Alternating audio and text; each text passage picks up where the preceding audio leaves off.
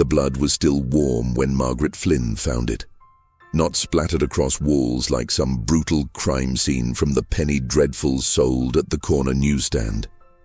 Not pooled dramatically beneath bodies sprawled in final agony. No.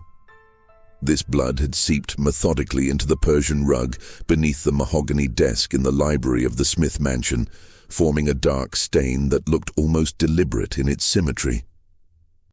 The metallic scent hung thick in the winter air, mixing with the smell of old books, pipe tobacco, and something else Margaret couldn't quite name. Something chemical, medicinal, wrong. She stood frozen in the doorway, her fingers still gripping the brass handle, the cold metal biting into her palm. The gas lamps flickered, casting shadows that made the room seem to breathe. Outside, Boston's February wind rattled the windows of Beacon Hill, but inside, the silence pressed against her eardrums like cotton soaked in ice water. Margaret had arrived early that morning to catalog new acquisitions for the Smith family library, a prestigious position for a 23-year-old woman in the winter of 1919. The Spanish flu had taken so many that opportunities opened like graves, quick and sudden. She'd been grateful. Now, staring at what remained of Harrison and Catherine Smith, she felt her stomach clench with a nausea so visceral she tasted bile. But it wasn't the bodies that made her skin crawl. It was Eleanor. The daughter sat perfectly still in the corner armchair, her pale hands folded in her lap, her navy dress immaculate despite the carnage 6 feet away. Her eyes, those strange, colorless eyes that seemed to absorb light rather than reflect it, stared not at her parents' remains, but at the window. At the gray morning light struggling through the frost-covered glass. "Miss Smith?" Margaret's voice came out as a whisper, scratchy and small. Eleanor's head turned with the slow, measured movement of someone who had been expecting this moment. Her face remained blank, not shocked, not devastated, not even particularly disturbed. Just blank. "You're early today, Miss Flynn." Eleanor's voice was soft, almost musical, with that cultivated Boston accent that marked old money families. "I hadn't expected you until 9. Margaret's hands began to tremble. The clock on the mantel read 7:43. The blood on the rug was still warm. "Miss Smith, your parents, we need to—" She couldn't finish the sentence. The words stuck in her throat like broken glass. "Call the police." "Yes." Eleanor rose gracefully, smoothing her skirt with pale fingers. "I found them like this approximately 20 minutes ago. I've been sitting here trying to process what I'm seeing. It's quite difficult, you understand. The mind simply refuses to accept certain realities. The explanation was too perfect, too rehearsed. Margaret felt something cold slither down her spine, that primitive instinct humans possess that warns them when something predatory is nearby, watching, calculating. But Margaret took a step backward, her boot heel clicking against the hardwood floor of the hallway. "Shouldn't you be crying, screaming, something?" Eleanor tilted her head, studying Margaret with the clinical detachment of an entomologist examining a pinned butterfly. "Shock takes many forms, Miss Flynn. I'm certain the tears will come later. Right now, I feel numb, completely numb." As if on cue, Eleanor's lower lip began to tremble. Her eyes glistened. A single tear traced down her porcelain cheek. Margaret watched this transformation with a sick fascination she couldn't quite name. It was like watching someone put on a mask. Except Eleanor wasn't concealing anything. She was creating something, manufacturing it in real time. "Please." Eleanor's voice broke beautifully, her shoulders beginning to shake. "Please call for help. I can't be alone with them like this." Margaret ran. Her feet pounded against the marble floors as she raced through the mansion toward the telephone in the front hall, her breath coming in sharp gasps that burned her lungs. Behind her, she heard Eleanor's sobs begin.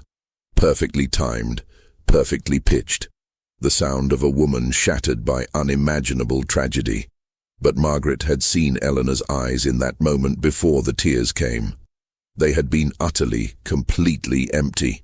The police arrived within 30 minutes, their horses' hooves clattering against the cobblestones of Mount Vernon Street, their breath creating clouds of mist in the bitter cold. Detective James O'Sullivan stepped through the front door with the weary efficiency of a man who had seen too much death in too short a time. The Spanish flu had filled the morgues to capacity. The war before that had brought home bodies and broken minds. One more pair of corpses should have felt routine. But the moment O'Sullivan entered that library, he felt the hair on the back of his neck stand up. Harrison Smith sat slumped in his desk chair, his head tilted at an unnatural angle, eyes open and staring at nothing. Catherine Smith lay on the floor beside him, her arms outstretched as if reaching for something just beyond her grasp. Both had foam dried at the corners of their mouths. Both had that peculiar waxy quality that bodies acquire when death comes quickly and violently. Poison, then. O'Sullivan had seen enough poisonings during his 15 years on the force to recognize the signs. But poisonings were messy affairs, desperate, emotional, intimate crimes. They happened in kitchens and bedrooms, committed by angry wives or desperate servants. They didn't happen to wealthy bankers in their private libraries on Tuesday mornings while their daughter sat perfectly composed in the corner chair. "Miss Smith?" O'Sullivan approached Eleanor gently, the way one might approach a wounded animal. "I'm Detective O'Sullivan. I need to ask you some questions." Eleanor looked up at him with red-rimmed eyes, her face pale and drawn. She had been crying. Her handkerchief was damp, her nose slightly reddened. Everything about her screamed genuine grief. "Of course, Detective." Her voice was barely audible, threaded with pain. "Anything that might help." O'Sullivan pulled up a chair, positioning himself so he could see her face clearly in the morning light. "Can you tell me what happened this morning?" Eleanor's hands twisted the handkerchief in her lap. "I woke early. I couldn't sleep. I've been having terrible nightmares since the flu epidemic. So many people dying, you know. It feels like death is everywhere these days." She paused, taking a shaky breath. "I came downstairs around 7. I wanted to read before breakfast. When I entered the library..." Her voice broke convincingly. "They were already like that. I called for them, but they didn't respond. I knew immediately something was terribly wrong." "Did you touch anything? Move anything?" "No." Eleanor shook her head firmly. "I've read enough detective stories to know better than to disturb a scene. I simply sat. I couldn't leave them alone, but I couldn't bear to look at them either. So I stared out the window and waited for someone to arrive. It was a perfect answer. Too perfect." O'Sullivan had interviewed hundreds of witnesses, thousands of suspects. Guilty people were either too eager to explain or too reticent to speak. They over-elaborated or shut down completely. They fidgeted, sweated, avoided eye contact, or stared too intensely. Eleanor Smith did none of these things. She sat perfectly still, answered every question with measured precision, displayed exactly the right amount of grief without becoming hysterical or catatonic. She was performing trauma flawlessly. And that's what made O'Sullivan's gut clench with certainty. She was performing. "Miss Smith, I need to ask you something that might seem insensitive given the circumstances." O'Sullivan leaned forward slightly. "Were your parents in any kind of trouble? Financial difficulties? Disputes with business partners?" Eleanor's eyes widened with what looked like genuine surprise. "Trouble? No, Detective. Father's banks were thriving. He'd just secured a major investment in the textile mills outside the city. Mother was planning a charity gala for the orphanage next month. They were happy, or as happy as people can be these days. And your relationship with them..." Something flickered across Eleanor's face, so quick O'Sullivan almost missed it. A tightening around the eyes, a fractional pause before she answered. They were my parents, Detective. I loved them. Not I love them. Past tense. Already. Of course, O'Sullivan said softly. I had to ask. By the time the medical examiner arrived to collect the bodies, Margaret Flynn had given her statement 3 times to 3 different officers. Each time she found herself editing the truth slightly, omitting Eleanor's strange calmness, softening the memory of those empty eyes. Because how could she explain it? How could she tell a room full of policemen that she'd seen something fundamentally wrong in a grieving woman's face without sounding hysterical or foolish? Women in 1919 Boston were already viewed with suspicion if they stepped too far outside prescribed roles. An unmarried librarian accusing a wealthy heiress of, what exactly? Not showing enough emotion? It sounded absurd, even in her own mind. But as Margaret stood in the front hall, watching Eleanor speak quietly with the family lawyer who had arrived with indecent speed, she noticed something that made her blood run cold. Eleanor's eyes kept darting toward the grandfather clock in the corner. Not with impatience exactly, but with the focused attention of someone waiting for something specific to happen. And each time the minute hand moved, Eleanor's shoulders relaxed incrementally, as if some invisible countdown were ticking toward completion. Margaret didn't know what Eleanor was waiting for, but she knew with bone-deep certainty that whatever it was, it had been planned. The day Harrison and Catherine Smith were buried, Boston's elite turned out in force. The funeral at Trinity Church was attended by bank presidents, textile magnates, shipping company owners, and more politicians than Margaret could count. The eulogy painted the Smiths as paragons of American virtue, self-made success stories who'd built an empire through hard work, integrity, and Christian values. Margaret sat in the back pew, watching Eleanor accept condolences with perfect grace. The young woman wore black silk that had clearly been tailored weeks ago, long before her parents died. Her veil concealed her face, but her posture spoke of exhaustion, grief, and dignified suffering. Everyone in that church believed Eleanor Smith was a victim. Everyone except Margaret. After the service, as carriages began departing for the cemetery, Margaret found herself standing on the church steps next to Thomas Brennan, a dock worker she'd seen around the public library, where she also worked part-time. He was an unlikely mourner. Rough hands, calloused palms, the smell of fish and salt clinging to his work clothes, despite obvious attempts to clean up. "Did you know the Smiths?" Margaret asked, more to distract herself than from genuine curiosity. Thomas flinched as if she'd struck him. No, not really. I heard about what happened. Terrible tragedy." But his eyes followed Eleanor's carriage as it pulled away, and in those eyes Margaret saw something she recognized. Fear. Raw, visceral, barely contained fear. "Are you all right, Mr. Brennan?" "Fine, I'm fine." He stepped back abruptly, nearly stumbling down the church steps. "I shouldn't have come. Mistake. Big mistake." He disappeared into the crowd before Margaret could ask anything else. That night, Margaret couldn't sleep. She lay in her narrow bed in her boarding house room, listening to the sounds of the city beyond her window. Horses clopping past, the distant whistle of trains, the foghorns from the harbor. Her mind kept returning to Thomas Brennan's face, to Eleanor's perfectly timed tears, to that warm blood seeping into Persian rugs. The official investigation had concluded quickly. Poisoning by person or persons unknown, likely a robbery gone wrong, though nothing had been stolen.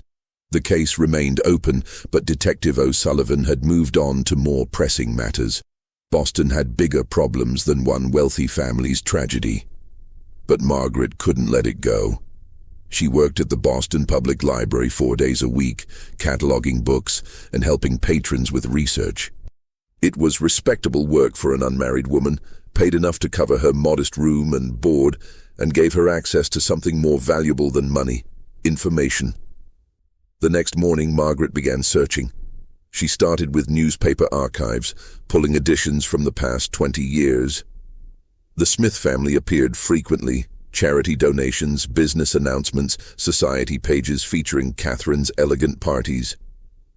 Everything pointed to exactly what everyone already believed: a family of impeccable reputation and growing wealth. But Margaret had learned something during her years working with books and records. The most interesting information was usually found in what wasn't said, in gaps and omissions, in stories that started and stopped without explanation. She found the first gap in 1897. Harrison Smith had worked as a junior clerk at a shipping company. There were mentions of him in business directories, small notices about promotions. Then nothing for 6 months. When he reappeared in the records, he'd suddenly become part owner of a small bank, with capital that seemed to have materialized from nowhere. The second gap was in 1903. Catherine Smith's mother had died suddenly. The obituary was brief, almost perfunctory. No cause of death mentioned. The funeral was private. And within 3 weeks, Catherine had inherited a substantial estate that her family hadn't appeared to possess before. The third gap was more recent. 1915. Eleanor had been engaged to a young Harvard man named Daniel Whitmore. The engagement announcement appeared in the society pages with great fanfare. Then, 6 weeks later, a tiny notice buried on page 17. Daniel Whitmore had suffered a complete mental breakdown and been committed to an asylum outside the city. The engagement was quietly dissolved. Margaret sat back in her chair, her heart hammering against her ribs. 3 unexplained deaths or disasters. 3 sudden financial windfalls or convenient resolutions, all connected to the Smith family. If you are not yet registered with Soul Whispers, now is the time. Because what Margaret had stumbled upon wasn't just a family tragedy, it was a pattern. And patterns didn't lie. They revealed the architecture of something deliberately hidden. Most people would walk away now, dismiss these gaps as coincidence, as the normal chaos of life. But there were people who needed to hear this, who needed to understand that sometimes the worst monsters wore the most respectable faces. Some stories demanded to be told, even when every instinct screamed to stay silent. Margaret's hands trembled as she closed the newspaper archive volume.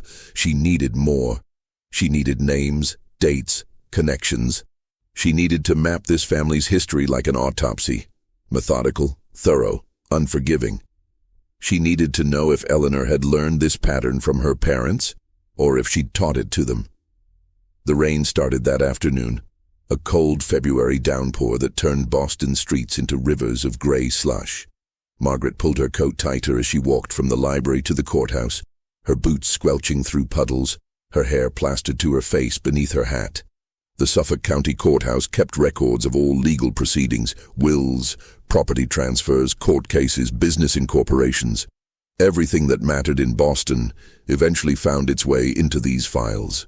The clerk who helped her was an older man with ink-stained fingers and the perpetually exhausted expression of someone who'd seen too much paperwork. "What exactly are you looking for, miss?" "Property records for Harrison Smith. Particularly any transfers or sales between 1895 and 1900. The clerk raised an eyebrow but said nothing. He disappeared into the back rooms, emerging 15 minutes later with a stack of dusty ledgers that smelled of mildew and age. Margaret spread them across the table, her fingers running down columns of names and dates. Most of it was routine. Mortgages paid off, small parcels of land purchased, standard business transactions. Then she found it. 1898. A property transfer. Harrison Smith had acquired a warehouse near the docks from a man named Patrick O'Brien. The price listed was far below market value, essentially a gift. There was no explanation for why O'Brien would sell such valuable real estate for so little. Margaret's hands stilled. Patrick O'Brien. That name was familiar. She dug through her notes, her breath coming faster. There. Patrick O'Brien had died in 1899 under mysterious circumstances. fallen drunk into the harbor according to the police report, but the autopsy had noted unusual bruising around his throat and wrists. The case had been closed quickly. No investigation. Margaret felt something cold settle in her stomach. She turned back to the ledgers, searching now with purpose, looking for more names connected to the Smiths, more convenient deaths, more unexplained transfers of wealth or property. She found 6 more over the next 2 hours. 6 people who had business dealings with the Smiths, 6 people who died within a year of those dealings, accidents, suicides, sudden illnesses, 6 estates that somehow benefited the Smith family either directly or through intermediary transactions. This wasn't coincidence. This was calculation. "Miss, we're closing in 10 minutes. Margaret looked up to find the clerk standing beside her table. Outside, darkness had fallen. She'd been reading for hours without noticing time passing. "Just 1 more minute," she said, her voice hoarse. She scribbled down the last few names, her handwriting growing increasingly frantic. As she gathered her notes, preparing to leave, a piece of paper slipped from one of the ledgers. It was yellowed with age, the ink faded but still legible. A personal letter apparently misfiled among legal documents. The handwriting was elegant, feminine. The signature at the bottom made Margaret's vision narrow to a tunnel. Catherine Smith. The letter was dated 1896, addressed to someone named M. The content was brief, but chilling. "The matter is resolved. H has proven more susceptible to suggestion than I anticipated. The acquisition will proceed as discussed. I do find this easier than I expected, actually. Most people want so desperately to believe in their own narratives. One need only provide the framework. They construct their own prisons quite eagerly." Margaret read it 3 times, her hands shaking so badly the paper rattled. Catherine Smith hadn't been a victim, she'd been an architect, and Eleanor had watched, learned, perfected. The question that terrified Margaret most was simple.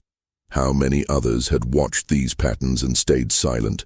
How many clerks, neighbors, business associates had noticed the convenient deaths, the sudden windfalls, the pattern of people who crossed the Smiths ending up ruined or dead?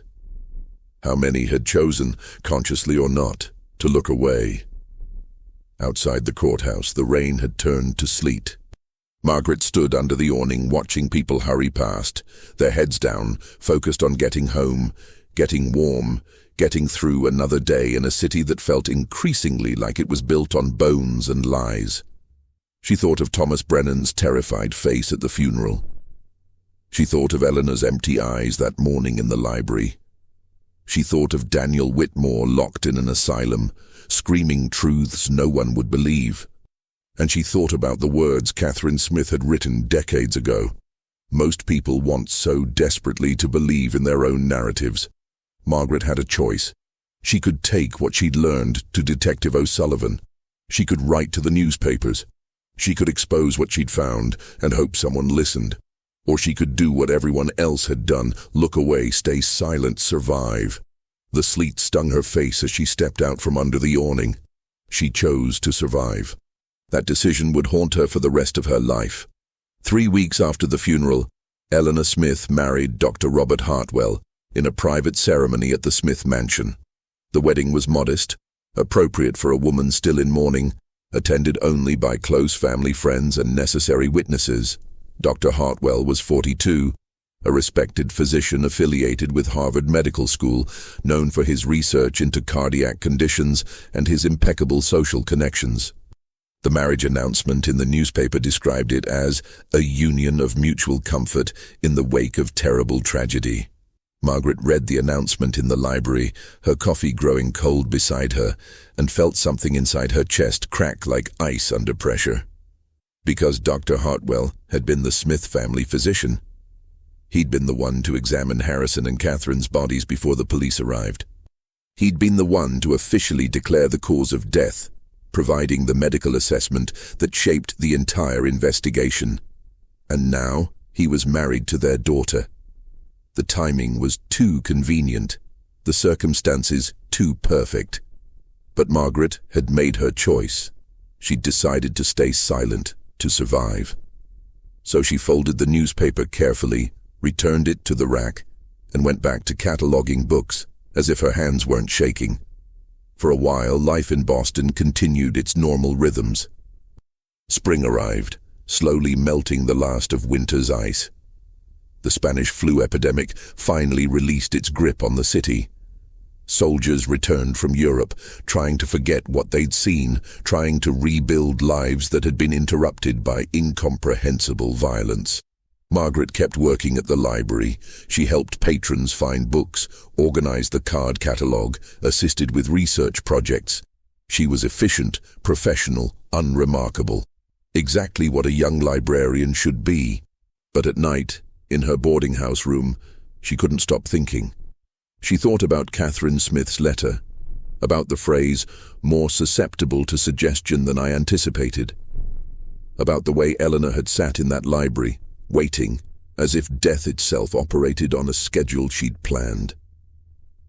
And she thought about Thomas Brennan, the dock worker who'd appeared at the funeral, terrified and out of place, the man who'd fled when Margaret tried to speak to him. She needed to know why. It took Margaret 2 weeks to work up the courage to go to the docks. She'd never been to that part of Boston before. Proper young ladies didn't frequent the waterfront areas where men unloaded cargo, where the air smelled of rotting fish and industrial waste, where violence simmered just beneath the surface of every transaction. But Margaret was learning that propriety was just another form of silence. She found Thomas Brennan working on a Tuesday afternoon, hauling crates from a cargo ship with 3 other men. His shirt was soaked with sweat despite the cool spring air, his face red with exertion. "Mr. Brennan?" Margaret approached carefully, staying well back from the actual loading area. "I'm Margaret Flynn. We spoke briefly at the Smith funeral." Thomas went white. Actually white. All color draining from his face like water from a bucket. The crate he'd been lifting slipped from his hands, crashing to the dock with a sound that made the other workers stop and stare. "No." Thomas shook his head violently. "No, you need to leave. Right now." "I just want to talk." "I said leave." His voice rose to a shout. "I don't know you. I don't know anything. Whatever you think I know, you're wrong." The other dock workers were watching now with the calculating attention of men who knew when something wasn't right. Margaret felt their eyes on her, assessing, judging. "Please," she said quietly, urgently. "I found things in the courthouse records. I know something's wrong with that family. If you know something, if you saw something—" Thomas grabbed her arm, his grip painfully tight, and pulled her away from the loading area into a narrow alley between warehouses. The smell of urine and decay was overwhelming, but Margaret didn't pull away. She saw something in Thomas's eyes that looked like drowning. "You found things," Thomas repeated, his voice shaking. "Records, evidence, things you can prove." "Yes, transactions, deaths, a pattern. And you're still alive." Thomas laughed, a sound like breaking glass. "You're still walking around, asking questions, playing detective. That means she doesn't know you're looking." "Eleanor?" Thomas's grip tightened. "Stop saying her name. Stop saying any of their names. You think records matter? You think evidence matters? Patrick O'Brien had evidence. He had documents proving Harrison Smith embezzled from their shipping partnership. He was going to the police." Margaret's breath caught. "What happened?" "Patrick fell into the harbor drunk." Thomas's voice was flat, dead. "Except Patrick never drank. Not after his brother drowned drunk when they were boys. He wouldn't touch alcohol. Everyone who knew him knew that. But the police reports said, the police found a witness who saw Patrick stumbling around the docks, clearly intoxicated. A reliable witness, someone with no reason to lie." Thomas finally released Margaret's arm, stepping back. "That witness was me." The world seemed to tilt sideways. Margaret gripped the alley wall to keep from falling. "You lied?" She asked me to tell the truth. Thomas's eyes were haunted, distant. "That's what she said. I need you to tell the truth about what you saw, Thomas." It's so important that people understand what really happened. Patrick was suffering. He was in pain. Drinking himself into oblivion was a mercy, really. The truth is a kindness. She said it so sweetly, so gently. Like she was helping him, you understand? Like lying was actually the most compassionate thing I could do. But you knew it was a lie. Did I? Thomas slid down the wall until he was sitting in the filthy alley, his head in his hands. By the time I testified, I wasn't sure anymore. She'd told me the story so many times, with so many little details, so much emotion. She cried. Miss Flynn, she cried and held my hand and told me how brave I was for coming forward, how important it was that Patrick's family know the truth. By the time I stood in front of that magistrate, I believed every word coming out of my mouth. Margaret felt nausea rising in her throat. What did she give you? Money. Not a lot. Just enough to make a difference. Enough to fix my mother's roof before winter. Enough to seem like generosity, not payment. Thomas looked up at her, his eyes red. She came to me 6 months after Patrick died. Said she'd heard about my mother's illness, about how I was trying to support her on dock worker wages. Said the Smith family believed in helping good people who'd been dealt bad hands. All I had to do was accept it. Let them help. And you did. I did. Thomas's voice broke. And then, 2 years later, she needed that small favor. Just a simple truth. About what I'd really seen that night by the docks. Because I had been there, Miss Flynn. I was working late. I did see Patrick. I saw him sober, scared, looking over his shoulder like something was chasing him. Did you see Eleanor? I saw a woman in dark clothes, that's all. Could have been anyone. Probably was anyone. But when Eleanor described that night to me, when she painted that picture of Patrick's despair and drinking, it started to make sense. More sense than what I'd actually seen. Memory is a strange thing, Miss Flynn. We think it's solid, but it's not. It's soft, pliable, suggestible. Margaret crouched down beside him. You need to tell Detective O'Sullivan. Thomas laughed again, that broken glass sound. Tell him what? That I lied to a magistrate 20 years ago. That I let a man's death be ruled accidental because a rich woman convinced me I was doing the right thing. You know what happens to people like me who admit to things like that. Perjury charges, prison, ruin. But nothing. Thomas stood abruptly. You want my advice, Miss Flynn? Forget what you found. Forget those records. Burn your notes. The Smith family has been doing this for decades. They've perfected it. They don't kill people themselves. They convince others to do it for them. They don't steal. They make people want to give. They don't destroy lives. They get their victims to destroy themselves. Someone has to stop them. No. Thomas's voice was hard now, final. Someone has to survive them. And you won't do that by asking questions. You'll do that by disappearing into your normal life and never looking at them sideways again.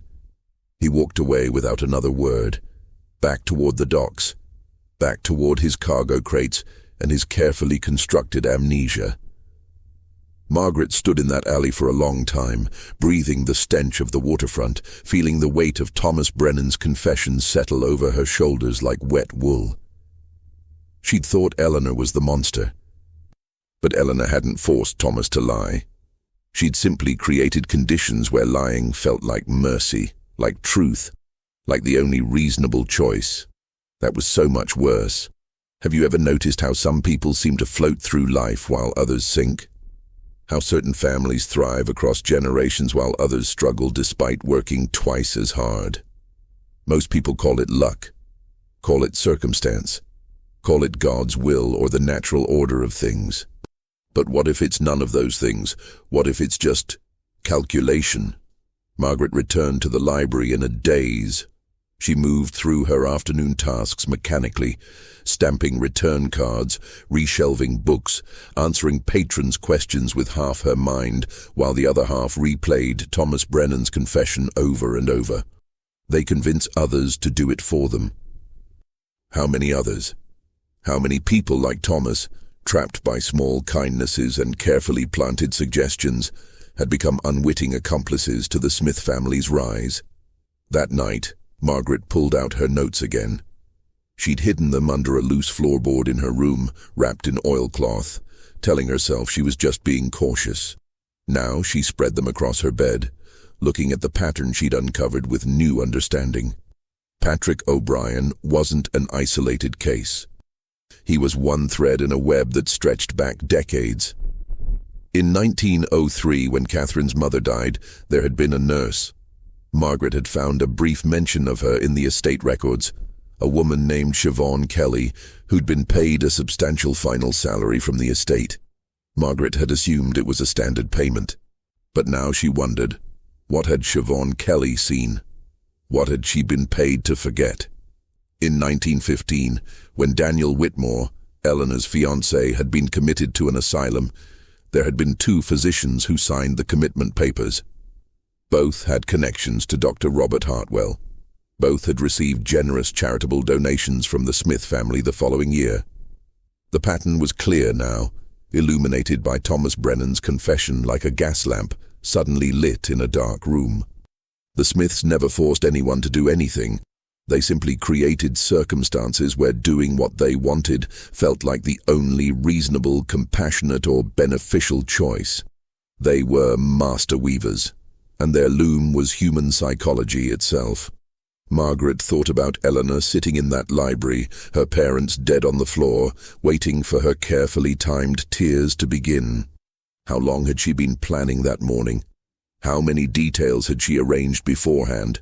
The timing, the positioning, the witnesses, and who else had she convinced to help without even knowing they were helping? The answer came to Margaret suddenly, horribly. Dr. Hartwell. He'd examined the bodies. He'd declared the cause of death. He'd shaped the official narrative that closed the investigation before it truly began. And 3 weeks later, he'd married Eleanor. But had Dr. Hartwell known he was participating in murder? Or had Eleanor convinced him he was just doing his job, just stating medical facts, just helping a grieving daughter navigate a terrible tragedy? Margaret's hands trembled as she wrote down this new connection. Her handwriting was getting increasingly erratic, words scrawled across pages in urgent bursts of insight. She needed more. She needed to map every death, every convenient accident, every person who'd been helped by the Smith family, and then later found themselves doing favors in return. She needed proof that couldn't be explained away. The next morning, Margaret requested leave from the library. She claimed a family illness, not entirely untrue, given how sick she felt when she thought about what she was uncovering. Her supervisor granted her 2 weeks without much question. Margaret spent those 2 weeks haunting Boston's public records. She visited hospitals, looking for medical files. She visited cemeteries, checking death records against newspaper accounts. She visited insurance companies, requesting information about policies paid out to the Smith family. Most places refused to help. Records were private. What business was it of hers? But Margaret had learned something from studying the Smiths. Persistence and a soft voice could open many doors. She didn't demand access. She asked questions that made clerks and administrators want to help her. "I'm researching a book about Boston families," she'd say. Or, "I'm trying to locate distant relatives for inheritance purposes." Small lies that felt like reasonable requests. By the end of those 2 weeks, Margaret had compiled a list of 37 deaths connected to the Smith family over a 25-year period. 37 people who'd had business dealings, personal connections, or property the Smiths wanted. 37 people who died under circumstances that were just suspicious enough to notice, but never suspicious enough to investigate thoroughly. And surrounding each death, Margaret found the same pattern. People who'd been helped by the Smiths beforehand.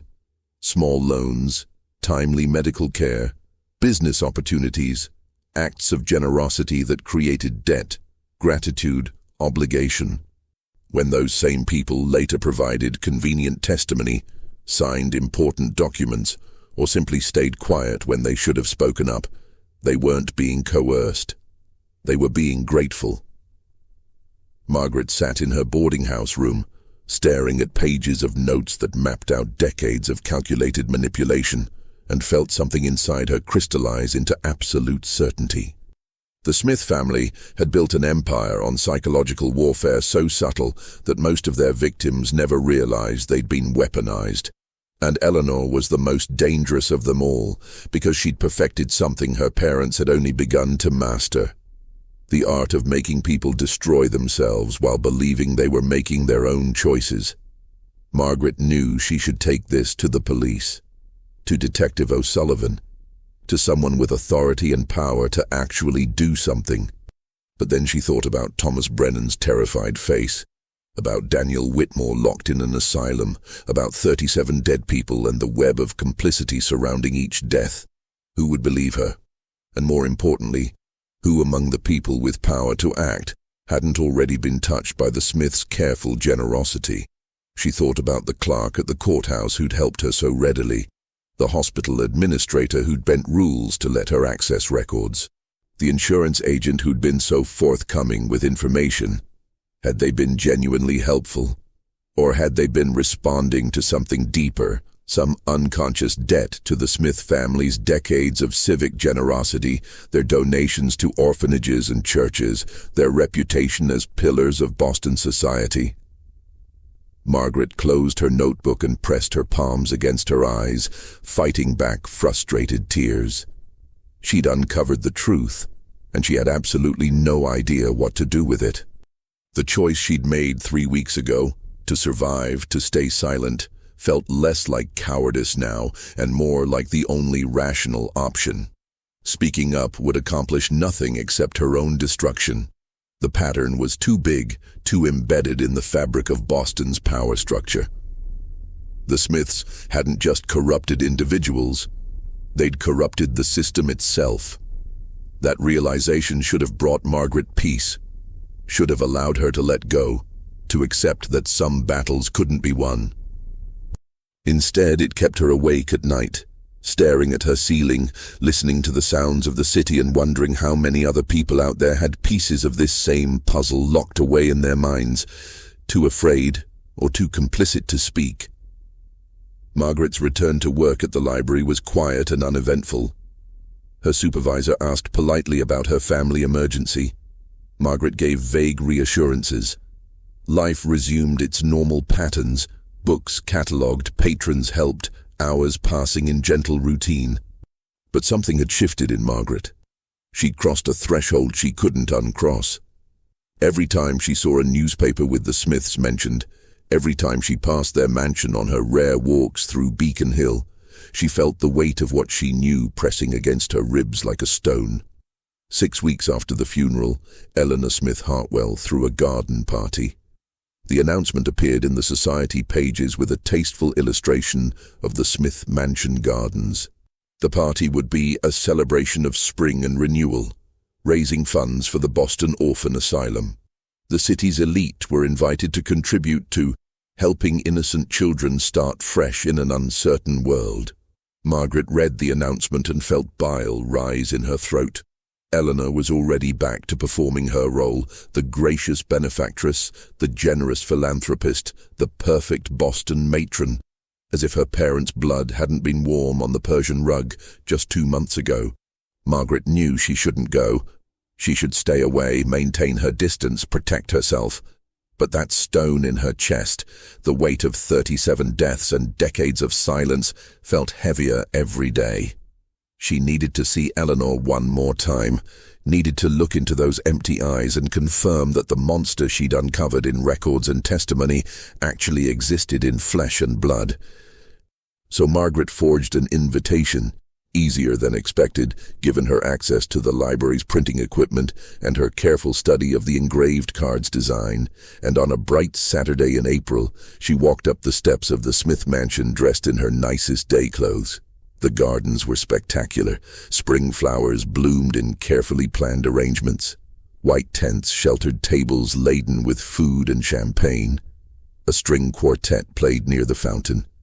Boston's wealthy mingled in their finest attire, their voices a gentle murmur of polite conversation and restrained laughter. Margaret stood at the edge of the crowd, her forged invitation safely tucked away, watching Eleanor move through the gathering like a queen among courtiers. Eleanor wore pale blue that matched the spring sky. Her face had the healthy glow of someone no longer in deep mourning. She touched arms gently as she spoke to guests, laughed at appropriate moments, expressed gratitude for charitable contributions with perfect sincerity. She was beautiful, poised, absolutely convincing. Margaret wanted to vomit. "You came." The voice at Margaret's elbow made her jump. She turned to find Dr. Robert Hartwell standing beside her, holding 2 glasses of champagne. He offered her one with a pleasant smile. "I don't believe we've been introduced," he continued. "I'm Robert Hartwell, Eleanor's husband." Margaret's throat went dry. She took the champagne glass automatically, her mind racing. "Margaret Flynn. I work at the library. I knew the Smiths slightly. Professional connection." It wasn't entirely a lie. She had been working for the family as a cataloger. Dr. Hartwell wouldn't know she'd been fired, or rather that her services had been gently concluded after the funeral with a generous final payment and a kind letter explaining that the family needed time to grieve privately. "Ah, the library." Dr. Hartwell's smile widened. "Eleanor speaks so highly of the institution. She believes strongly in public education and access to knowledge." Of course she does, Margaret thought. Knowledge is power, and Eleanor collects power like other women collect jewelry. How is she managing? Margaret heard herself ask. After such a terrible loss? Dr. Hartwell's expression shifted to something more serious, more intimate, the look of a man sharing confidences. It's been difficult, of course. Some days are darker than others. But Eleanor is remarkably resilient. She has this extraordinary ability to compartmentalize grief, to continue functioning even in the face of incomprehensible tragedy. "Yes," Margaret said quietly. "I imagine she does." "She's actually quite eager to move forward," Dr. Hartwell continued, sipping his champagne. "We've been discussing starting a family soon. Children would bring such joy after so much darkness." Margaret felt something cold slither through her veins. Eleanor having children, teaching them what she knew, passing down the family legacy of manipulation and carefully constructed murder. "That sounds lovely," Margaret managed. "You should come speak with her," Dr. Hartwell suggested. "I know she appreciates support from those who knew her parents. It means a great deal." Before Margaret could refuse, Dr. Hartwell was guiding her through the crowd with a gentle hand on her elbow, steering her toward where Eleanor stood, chatting with a group of older women about orphanage renovations. "Eleanor, darling," Dr. Hartwell interrupted smoothly. "I found someone who knew your parents, Miss Margaret Flynn from the library." Eleanor turned, and for one fraction of a second, so brief Margaret almost missed it, something flickered across her face. Recognition, assessment, calculation. Then the mask slid perfectly into place and Eleanor was smiling warmly, extending her hand. "Miss Flynn, how wonderful to see you. I've been meaning to write and thank you for your kind note after the funeral." Margaret hadn't sent a note. She forced herself to take Eleanor's hand, feeling the cool, dry pressure of those pale fingers. "I'm so glad you came today," Eleanor continued, her voice gentle and genuine. "Father always spoke so highly of your work. He said you had an exceptional eye for detail and organization."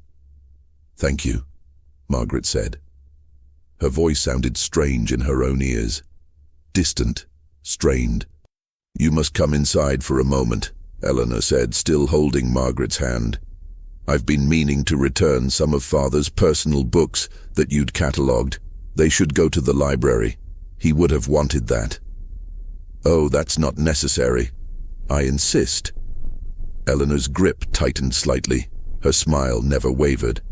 "It will only take a moment. Robert, would you excuse us?" "Doctor?"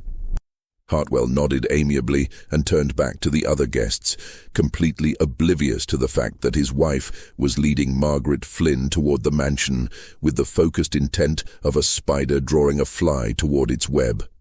Margaret's heart hammered as they entered through the garden doors. The mansion was quieter inside, cooler, the sounds of the party muted by thick walls and closed doors. Eleanor led her through hallways Margaret remembered from that terrible morning, past rooms where servants moved silently with trays and linens. They reached the library, the same library where Harrison and Catherine Smith had died. The Persian rug had been removed, replaced with a new one in deep burgundy. The furniture had been rearranged, but the room still smelled of old books and pipe tobacco, and Margaret could see the exact spot where the bodies had been. "Close the door, please," Eleanor said softly. Margaret's hand trembled as she pulled the heavy door closed. The click of the latch sounded final, absolute. Eleanor walked to the window, looking out at the garden party below. Her back was to Margaret, her posture relaxed, almost contemplative.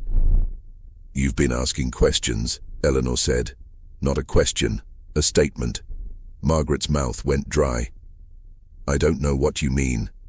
"Courthouse records, hospital files, conversations with dock workers." Eleanor turned slowly, and her face was completely empty now. No smile, no warmth, no performance at all. Just that terrible blankness Margaret had seen the morning of the murders. "Did you think I wouldn't notice?" "I was just researching my family history." "Yes, I know." Eleanor walked toward her slowly, each step measured and deliberate. "You found patterns, deaths, coincidences that weren't quite coincidental. You're a smart woman, Miss Flynn. That's dangerous." Margaret backed up until she hit the door. "I haven't told anyone." "I know you haven't." Eleanor stopped a few feet away, tilting her head with that clinical curiosity Margaret had seen before. "If you had, you'd already be dead. Or more accurately, you'd have died in some tragic accident that no one would question, because I would have made certain no one thought to question it." The casual way Eleanor said those words, "you'd already be dead," made Margaret's vision blur at the edges. This was really happening. This was real. Why am I still alive, then? The question came out as a whisper. Eleanor smiled, actually smiled. "Because I want to show you something. A gift, really, an education." She crossed to the desk, the same desk where her father had died, and pulled open a drawer. From it, she withdrew a leather journal worn with age and use. "My mother's diary," Eleanor said, running her fingers over the cover with something like affection. She began keeping it when she was 16 years old, before she married father, before she became Catherine Smith. Eleanor opened the journal to a page marked with a blue ribbon. Her voice shifted, becoming softer, almost hypnotic as she began to read. "June 12, 1878. Mother died today. The doctor says it was heart failure, but I know the truth. I know because I gave her the medication, just a little extra, just enough. She was sick anyway, always sick, always taking from us what little we had. Father will inherit her family money now. Finally we can breathe. Finally we can survive. I am not sorry. I am not even sad. I am simply practical." Margaret felt the room spin. Eleanor was 16 when she killed her own mother. "Keep listening," Eleanor said, turning pages. "It gets better." She read passage after passage, decades of careful murders, manipulations, and calculated destructions. Catherine Smith had documented everything with the clinical precision of a scientist recording experiments. And scattered throughout were notes about her daughter. "Eleanor is 4 today. I watched her convince her father to dismiss the maid who'd been rude to me. She did it so sweetly, so cleverly. She didn't ask directly. She simply mentioned how the maid made her nervous, how she felt unsafe. 4 years old, and she already understands. I am so proud. Eleanor is 12. The boy who pulled her hair at school. His family is ruined now. Not by me, by Eleanor. She befriended his mother, won her trust, learned their secrets. Then she ensured those secrets became public in ways that couldn't be traced back to her. I didn't teach her this. She simply knows. Margaret's legs gave out. She slid down the door until she was sitting on the floor, staring up at Eleanor with dawning horror. Because this wasn't what she'd thought. This wasn't Eleanor learning from her parents. I didn't learn it from them, Eleanor said, as if reading Margaret's mind. She closed the diary gently. They learned it from me. Mother recognized what I was when I was very young and simply facilitated. Father never truly understood.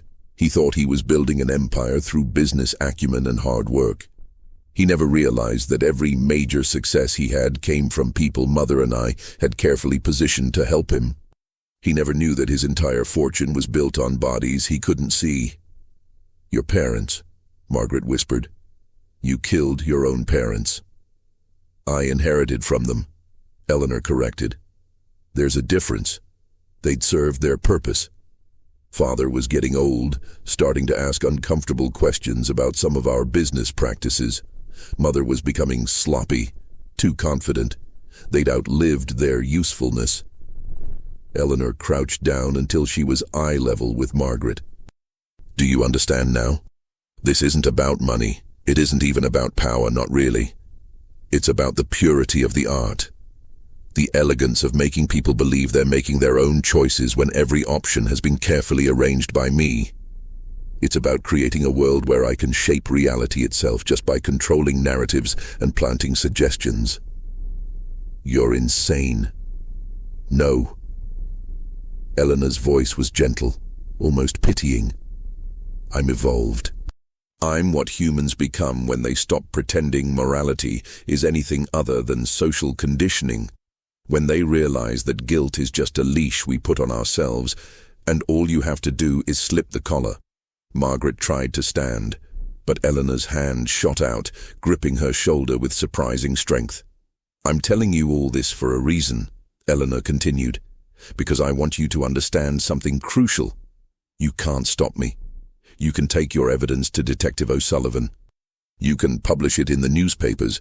You can shout it from the rooftops, and no one will believe you. Why not? Because I'm already 3 steps ahead. Eleanor's smile was terrible now, triumphant. Do you know what Dr. Hartwell is telling everyone at the party right now? He's concerned about a young librarian who seems to have developed an unhealthy obsession with the Smith family tragedy. He's noticed her asking strange questions, showing up uninvited to events, behaving erratically. He's worried she might be suffering from some kind of mental breakdown brought on by the trauma of finding my parents' bodies. Margaret's blood turned to ice. I've been building this narrative for weeks, Eleanor said, long before you even started your research, because I knew someone would eventually notice the patterns.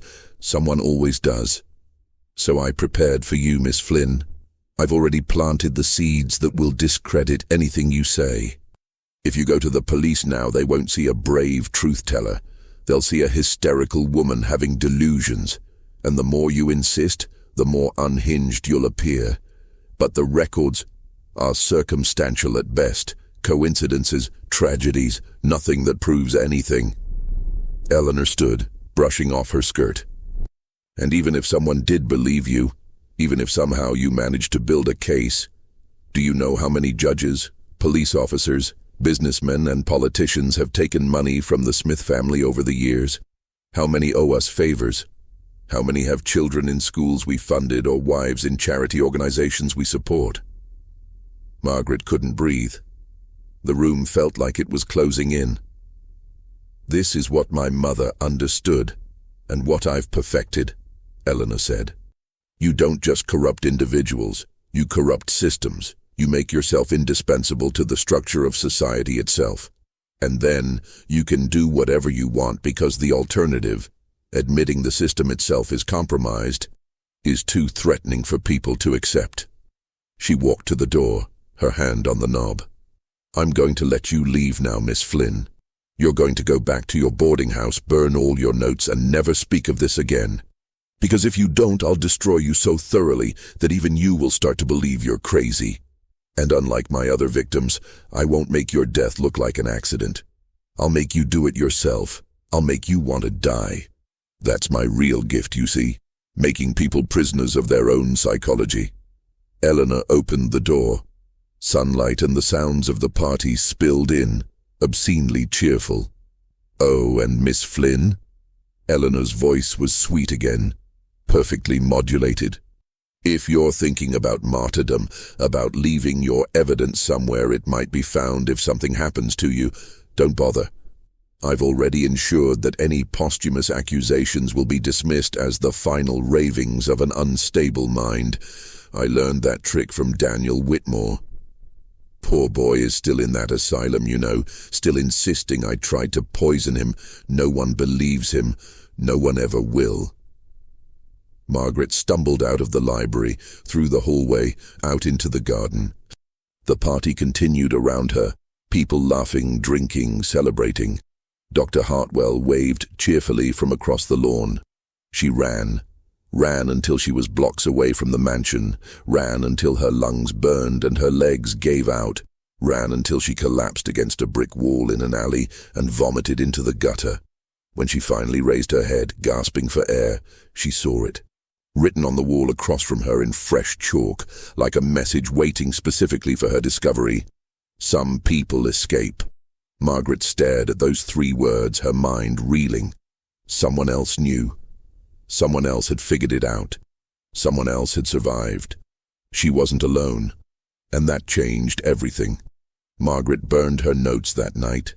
She stood over her small fireplace, watching decades of research curl and blacken in the flames. Names, dates, connections, all of it reduced to ash. Every piece of evidence she'd compiled over months of investigation disappeared into smoke. But she didn't burn everything. Before the fire, Margaret had spent 3 hours copying the most crucial information into a cipher of her own devising. She wrote in margins of library books, using a code that looked like catalog numbers. She hid names in crossword puzzles, dates in recipes, patterns in quilting designs. She scattered the truth across dozens of innocuous sources that could sit on library shelves or in women's magazines for years without raising suspicion. Because Eleanor was right. Margaret couldn't prove anything, couldn't fight an enemy who controlled the very systems meant to dispense justice. But she could preserve. She could hide the truth in plain sight and hope that someday someone else would find it and understand. That message on the wall, "Some people escape," had given her something she hadn't expected. Hope. Margaret began looking. She searched for others like her, people who'd gotten too close to the Smiths, people who'd survived by staying silent. It took weeks of careful inquiry, subtle questions, watching for the same haunted look she'd seen in Thomas Brennan's eyes. She found them. A former maid who'd worked for the Smith family for 3 years before abruptly leaving Boston. A lawyer who'd handled one of Catherine Smith's property transactions and then moved his practice to Philadelphia. A nurse who'd cared for Harrison Smith during an illness in 1905 and now lived as a recluse in Roxbury. Each of them had seen something. Each of them had chosen silence over truth, survival over justice, and each of them carried the same weight Margaret carried. The knowledge that their continued existence came at the cost of letting a monster walk free. Margaret didn't approach them directly. That would be too dangerous for both her and them. Instead, she left messages, subtle ones. She returned books to the library with certain pages dog-eared. She posted notices on community boards about support for those affected by family tragedies in prominent households. She wrote letters to newspapers that seemed to be about entirely different topics, but contained phrases and references only someone who knew the truth would recognize. It was a net cast invisibly, hoping to catch others who were drowning in the same knowledge. 3 months after the garden party, Margaret received a letter. It came to the library, addressed simply to MF. The handwriting was shaky, uncertain. Inside was a single sentence: "The warehouse on Dover Street, Tuesday midnight, come alone." Margaret knew she shouldn't go. It could be a trap. Eleanor could have discovered her cipher, could be luring her toward final elimination. But that message on the wall, "Some people escape," had planted something in Margaret that wouldn't die. The need to know she wasn't alone. The need to find others who'd survived. So on Tuesday night, she left her boarding house and walked through dark streets toward the waterfront. The warehouse was abandoned, its windows broken, its door hanging askew. Margaret pushed inside, her eyes adjusting slowly to the darkness. The smell of rot and mildew was overwhelming. "Miss Flynn?" The voice came from the shadows. An old woman stepped into a shaft of moonlight filtering through the broken roof. She was perhaps 60, wearing clothes that had once been fine but were now worn and patched. "I'm Siobhan Kelly," the woman said. "I was Catherine Smith's mother's nurse in 1903. Margaret's breath caught. She'd found a reference to Siobhan Kelly in the estate records, one of the many people paid off after a convenient death. "You knew," Margaret said. "I knew." Siobhan's voice was rough, scarred by years of guilt. "I was there when the old woman died. Saw Catherine give her something in her evening tea, watched her stop breathing 30 minutes later. Catherine told me it was medicine. Told me I'd made a mistake in the dosing, and if I spoke up I'd be arrested for negligent homicide. But you were innocent." "Was I?" Siobhan's laugh was bitter. "I accepted money to stay silent. I let a murderer go free. That makes me guilty of something, even if not the crime itself. Why are you here now?" Siobhan pulled out a worn leather notebook from her pocket. "Because I wrote down what I saw. Everything. Every detail of that night. I've kept it hidden for 16 years, telling myself someday I'd find the courage to come forward, but I never did. I never could." She held out the notebook to Margaret. "I'm dying now. Cancer. Doctor says I have maybe 6 months. I need someone to take this. Someone who might be brave enough to do what I couldn't." Margaret took the notebook with trembling hands. "There are others," she whispered. "Other people who know, who've seen. We're not alone. Others." Siobhan's eyes filled with tears. "God, I'd hoped, but I never thought. How many? I've found 5 so far. Maybe there are more. Then we need to gather them." Siobhan gripped Margaret's arm with surprising strength. "We need to put together everything we know. Not to expose her. Not yet. We're not strong enough for that. But to preserve the truth. To create a record that can't be erased." It took 6 more months to bring them all together. They met in secret, 5 people who'd each survived the Smith family by staying silent.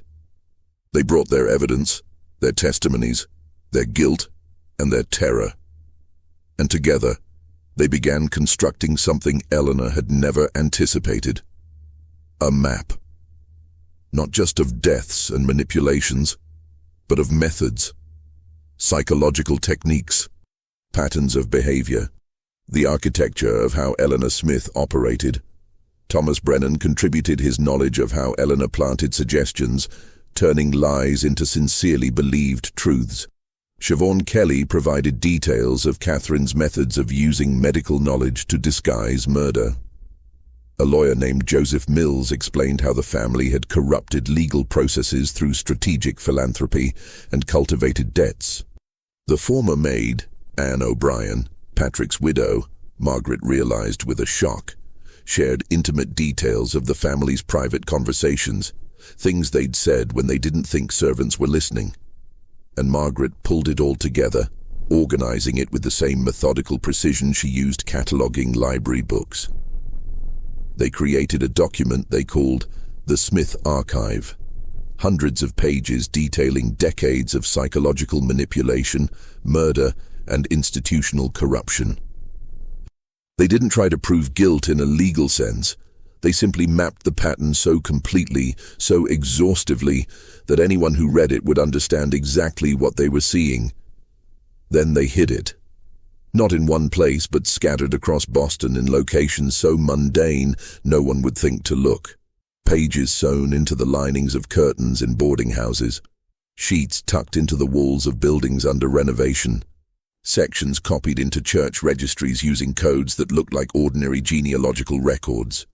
The truth would survive, even if they didn't. It took another year before Eleanor noticed something was wrong. Margaret knew the exact moment Eleanor realized what had happened because she received a letter, hand-delivered to the library, no postage, no return address. The handwriting was Eleanor's. The letter contained only 2 words: "Well played." Margaret stared at those words for a long time, her hands shaking. Eleanor knew that Margaret had figured out how to fight back, not by confronting her directly, not by trying to expose her through corrupted systems, but by creating an underground archive that could outlast them all. The question was, what would Eleanor do about it? The answer came 3 days later. Anne O'Brien was found dead in her apartment. Heart attack, according to the official report. She was only 45. The autopsy showed traces of digitalis, a heart medication that in proper doses was therapeutic, but in excess could cause cardiac arrest. Anne's doctor confirmed she'd been prescribed digitalis for a heart condition. The death was ruled accidental overdose, but Margaret knew better. This was Eleanor's response, a warning, a reminder that she could still reach them, still hurt them, still make their deaths look natural and unquestionable. The survivors went into deeper hiding after Anne's death. They stopped meeting physically, communicated only through coded messages, took elaborate precautions with their movements and routines, but they didn't stop. They kept adding to the archive, kept documenting, kept preserving. Because they understood something crucial. Eleanor could kill them all, but she couldn't kill what they'd created. The archive existed now, scattered across the city like seeds waiting for the right conditions to germinate. Someday, someone would find it. Someone would put the pieces together. Someone would understand. And on that day, Eleanor's perfect control would finally crack. Margaret worked at the library for another 15 years. She never married, never left Boston, never stopped watching. She watched Eleanor and Dr. Hartwell's family grow. They had 3 children, all beautiful, all well-mannered, all educated at the finest schools. She watched the Smith empire expand into new industries, new territories, always just a step ahead of competitors in ways that seemed like business genius, but Margaret knew was something darker. She watched Thomas Brennan drink himself to death, unable to live with what he'd done. Watched Siobhan Kelly die of her cancer, taking her guilt to the grave. Watched Joseph Mills move his practice further and further from Boston until he disappeared entirely into the anonymity of a small Midwest town. One by one, the survivors fell, to accidents, to age, to despair, until only Margaret remained. In 1933, on a cold November morning, Margaret woke to find another letter slipped under her boarding house door. This one was longer. Eleanor had taken her time with it. Dear Miss Flynn, I wanted to write before you die, and you are dying, aren't you? I can see it in the way you walk now, the grey pallor of your skin. Cancer, I suspect. You have perhaps a year. I want you to know I've spent the past decade searching for your archive. I found pieces of it. Enough to understand what you did. It was clever. Genuinely clever.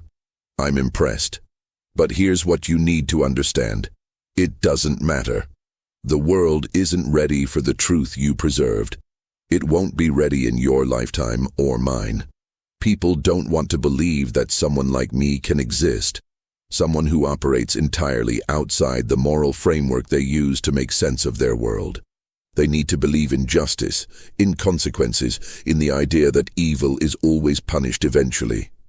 So even if someone finds your archive, even if they read every word and understand exactly what I've done, they won't be able to act on it. Because acting would require them to accept that everything they believe about society, justice, and human nature is a comforting lie. You've preserved the truth. Congratulations. You've also ensured it will be dismissed as the paranoid ravings of mentally disturbed people. I've won, Miss Flynn. I'll continue winning long after both of us are dust. But I want to give you something before you die. Acknowledgement. You were a worthy opponent. You understood what I was and you fought back with the only weapon available to you. That takes courage I can almost respect. So die knowing this. I see you. I see what you did. And it changed absolutely nothing. With sincere regards, Eleanor Smith Hartwell. Margaret read the letter 3 times. Then she burned it, watching Eleanor's words turn to ash just as she'd burned her own research years ago. But Eleanor was wrong about one thing. Margaret wasn't dying. She'd lied about the cancer in letters she knew Eleanor would intercept.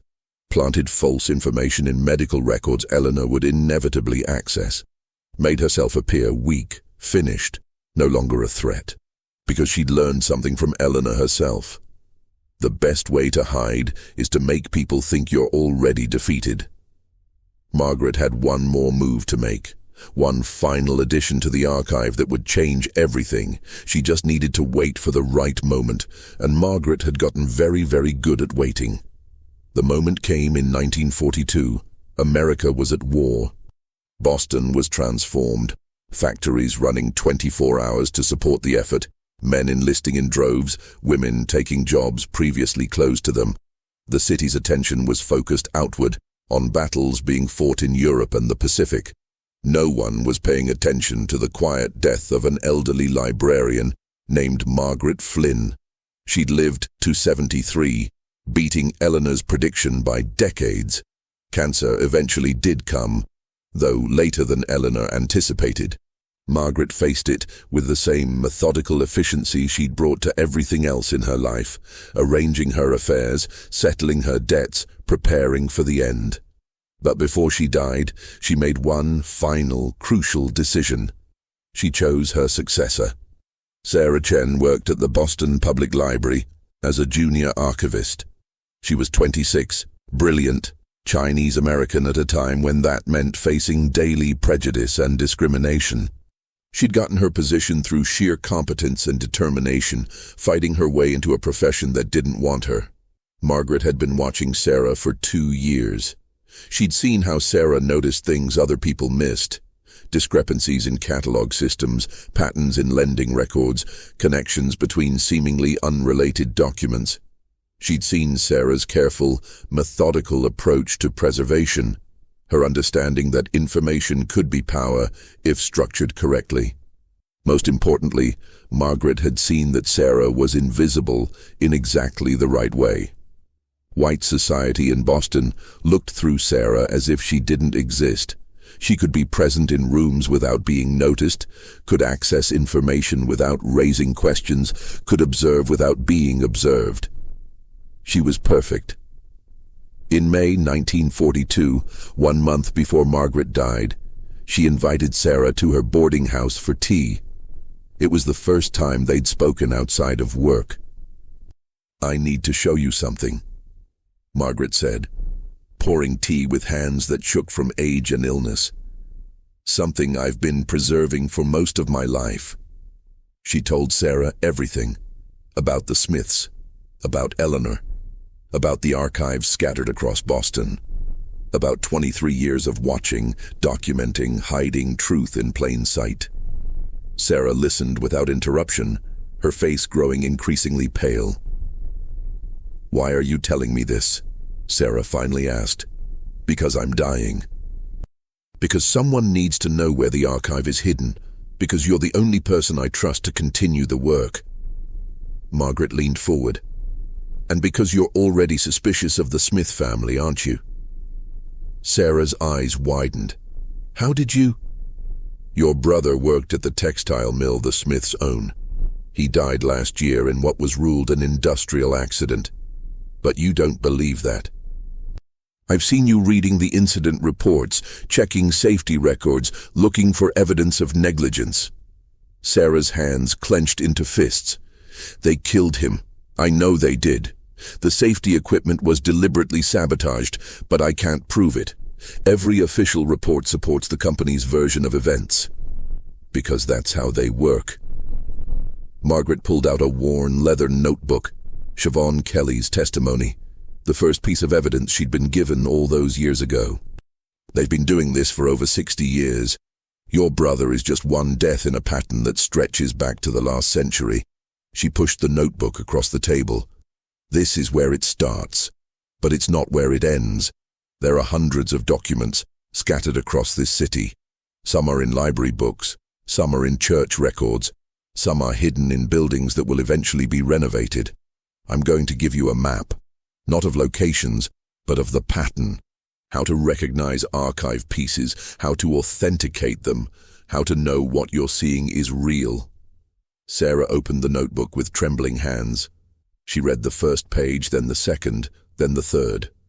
Tears began streaming down her face. This is proof, Margaret said. Not the kind that works in courts corrupted by Smith money, but proof nonetheless.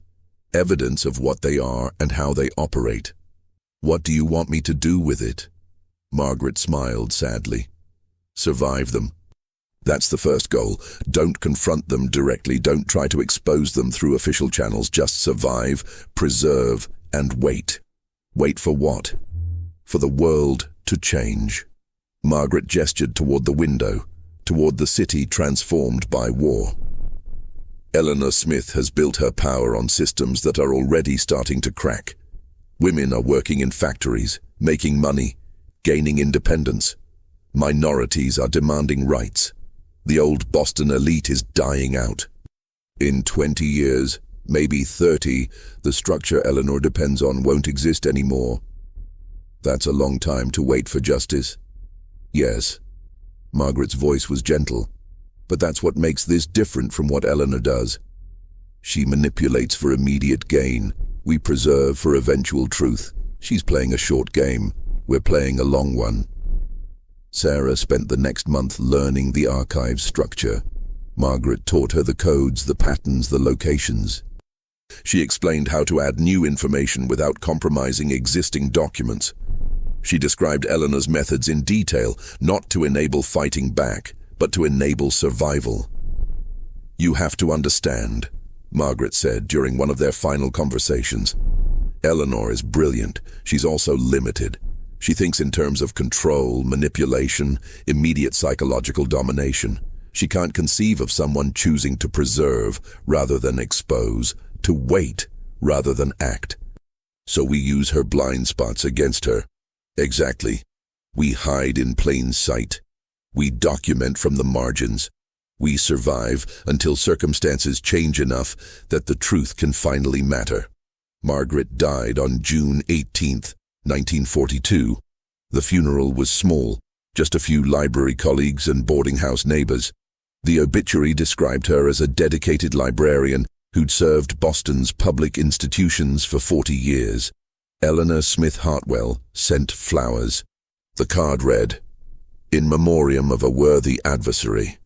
May she rest, knowing she tried." Sarah Chen stood in the back of the funeral service, watching Eleanor from across the room. Eleanor was 70 now, still elegant, still perfectly composed. Her hair was grey but impeccably styled. Her clothes were expensive but tasteful. She looked like exactly what she claimed to be, a philanthropist mourning the loss of a respected public servant. Sarah met Eleanor's eyes for just one moment. And in that moment, Sarah understood exactly what Margaret had warned her about. Eleanor's eyes were still empty, still calculating, still utterly devoid of anything recognizable as human empathy. But Sarah also understood something else. Eleanor was old. Her children were adults now, running the family businesses, continuing the dynasty. Eleanor herself was starting to step back from public life, letting the next generation take center stage. The clock was ticking on Eleanor's power. Sarah just had to survive long enough to see it run out. The years passed. Sarah continued working at the library, eventually becoming head archivist. She married, had children, maintained an utterly ordinary life that attracted no attention from the Smith family. But in secret, she continued Margaret's work. She added to the archive. She documented the Smith family's continued operations. She created new hiding places, developed more sophisticated codes, found new ways to preserve truth where Eleanor couldn't reach it. She also began training her own successor, a young woman named Lisa Martinez, who showed the same careful attention to detail, the same ability to notice patterns, the same quality of being socially invisible that made her perfect for this work. The chain continued. By the time Eleanor Smith Hartwell died in 1963 at the age of 91, there were 3 generations of archivists who knew the truth. 3 generations of women who'd chosen preservation over exposure, survival over martyrdom, patience over immediate justice. Eleanor's obituary praised her as a pillar of Boston society, a generous philanthropist, a devoted wife and mother, the founder of schools, hospitals, charitable organizations. A woman who'd overcome tragedy to build a legacy of giving. The tributes poured in from governors, senators, business leaders, religious figures. Eleanor Smith Hartwell was celebrated as everything good about American success, resilience, and civic duty. Not one word about murder, about manipulation, about the dozens of people who died to build her empire, about the systems she'd corrupted or the lives she'd destroyed. The perfect crime executed over a 90-year lifespan. But in a small office in the Boston Public Library, Sarah Chen pulled out a locked file drawer and added Eleanor's obituary to the archive. Alongside it, she placed a detailed analysis of Eleanor's methods, a complete family tree, and a list of every known victim stretching back to 1878. The archive was complete now, the full pattern documented, the truth preserved. Sarah didn't know when, or even if, it would matter. Maybe Eleanor had been right.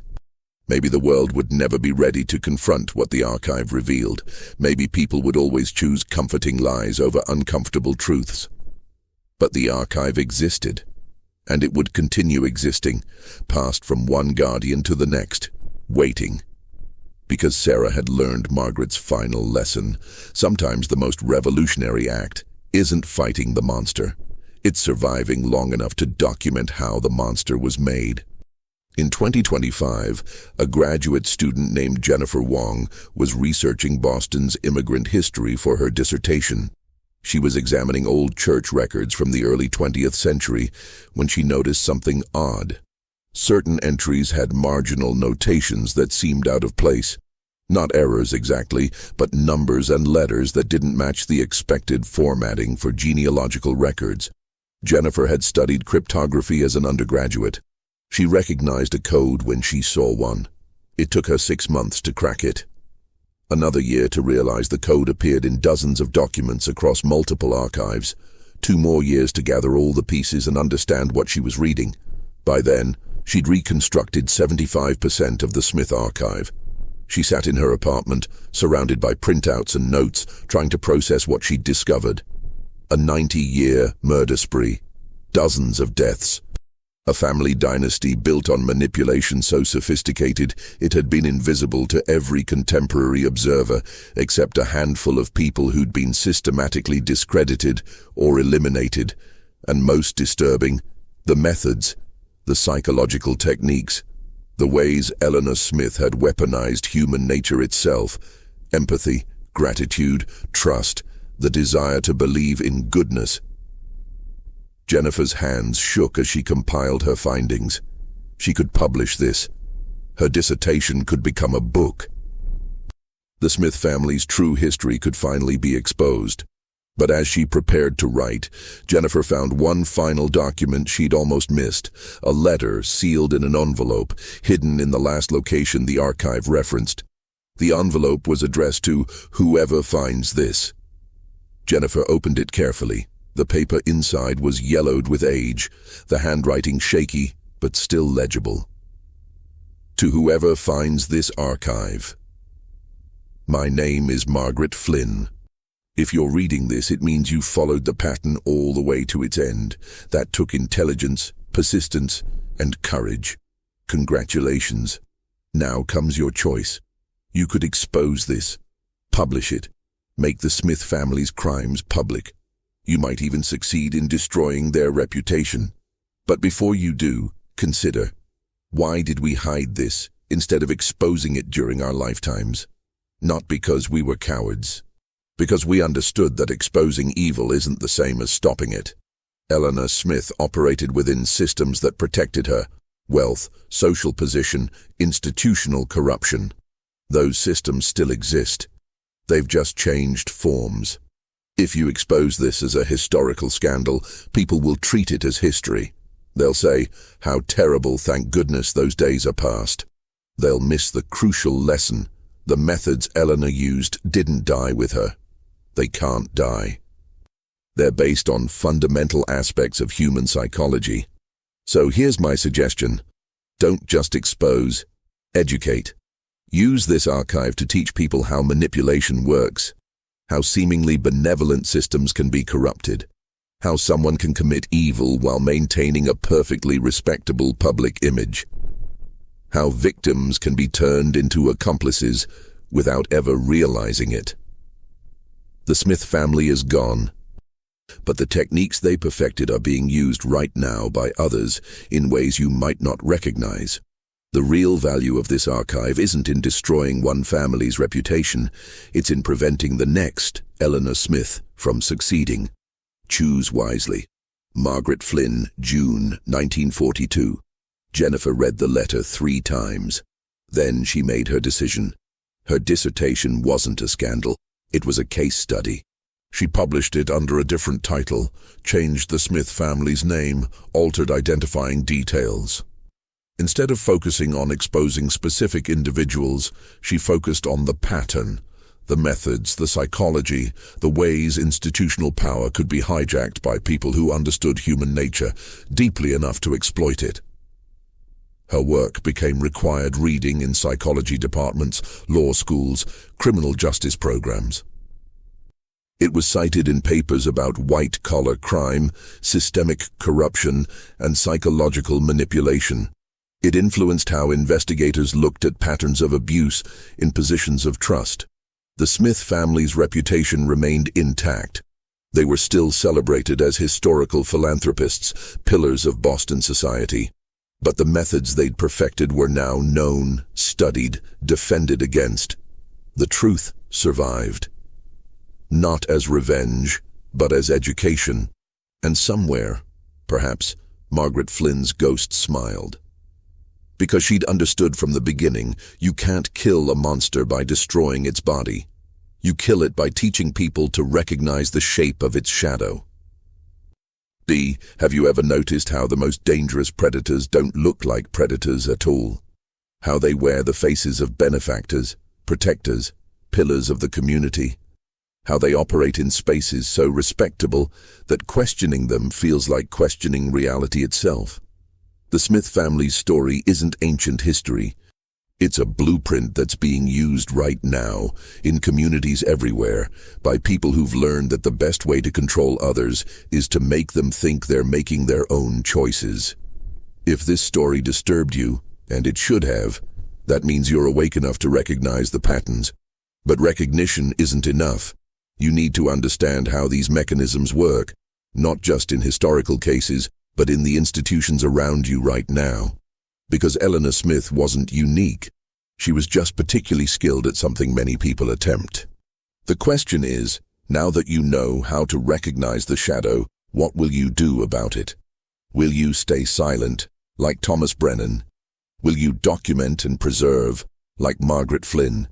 Or will you find some third option none of us have imagined yet? Whatever you choose, remember, the next Eleanor Smith is already out there, building a reputation for generosity while constructing a web you can't see until you're trapped in it, unless you learn to see the pattern before it catches you.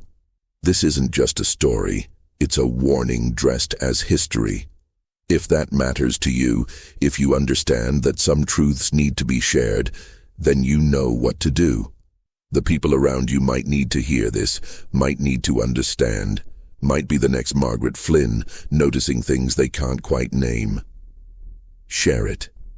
Not because I'm asking, but because silence is how predators thrive. And if you've listened this far, you're not the type to let that happen anymore. Are you?